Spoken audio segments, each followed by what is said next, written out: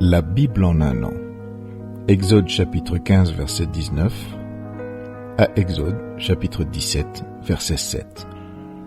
Psaume 27, 1 à 6.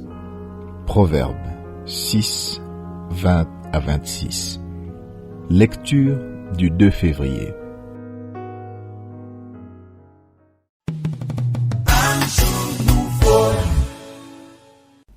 Matthieu chapitre 22, versets 1 à 33.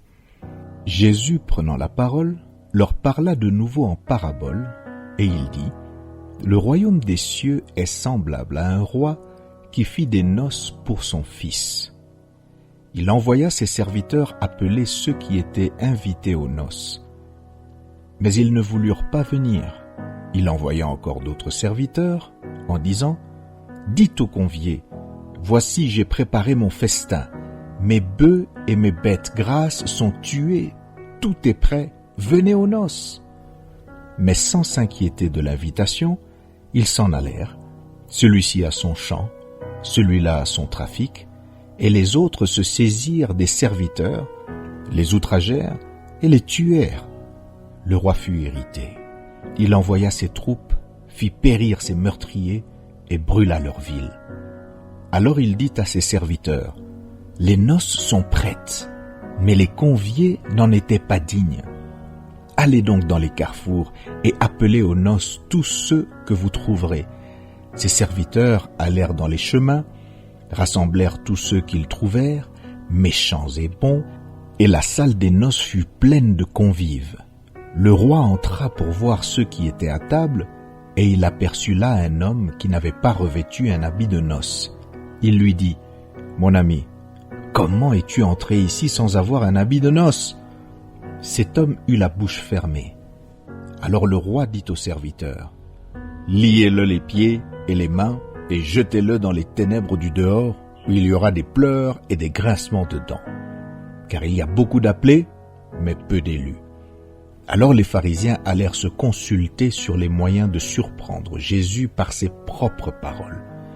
Ils envoyèrent auprès de lui leurs disciples avec les Hérodiens, qui dirent : Maître, nous savons que tu es vrai et que tu enseignes la voie de Dieu selon la vérité, sans t'inquiéter de personne, car tu ne regardes pas l'apparence des hommes.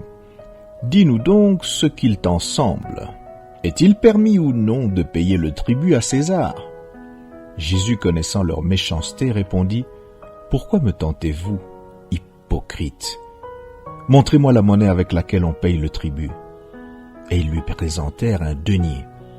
Il leur demanda : De qui sont cette effigie et cette inscription ? De César, lui répondirent-ils. Alors il leur dit : Rendez donc à César ce qui est à César, et à Dieu ce qui est à Dieu. Étonnés de ce qu'ils entendaient, ils le quittèrent et s'en allèrent. Le même jour, les Sadducéens qui disent qu'il n'y a point de résurrection vinrent auprès de Jésus et lui firent cette question : Maître, Moïse a dit : Si quelqu'un meurt sans enfant, son frère épousera sa veuve et suscitera une postérité à son frère. Or, il y avait parmi nous 7 frères. Le premier se maria et mourut. Et comme il n'avait pas d'enfant, il laissa sa femme à son frère. Il en fut de même du second, puis du troisième, jusqu'au 7e. Après eux tous, la femme mourut aussi. À la résurrection, duquel des 7 sera-t-elle donc la femme ? Car tous l'ont eue. Jésus leur répondit : Vous êtes dans l'erreur parce que vous ne comprenez ni les Écritures, ni la puissance de Dieu. Car à la résurrection, les hommes ne prendront point de femmes, ni les femmes de mari, mais ils seront comme les anges de Dieu dans le ciel. Pour ce qui est de la résurrection des morts, n'avez-vous pas lu ce que Dieu vous a dit ? Je suis le Dieu d'Abraham, le Dieu d'Isaac et le Dieu de Jacob. Dieu n'est pas Dieu des morts, mais des vivants. La foule qui écoutait fut frappée de l'enseignement de Jésus.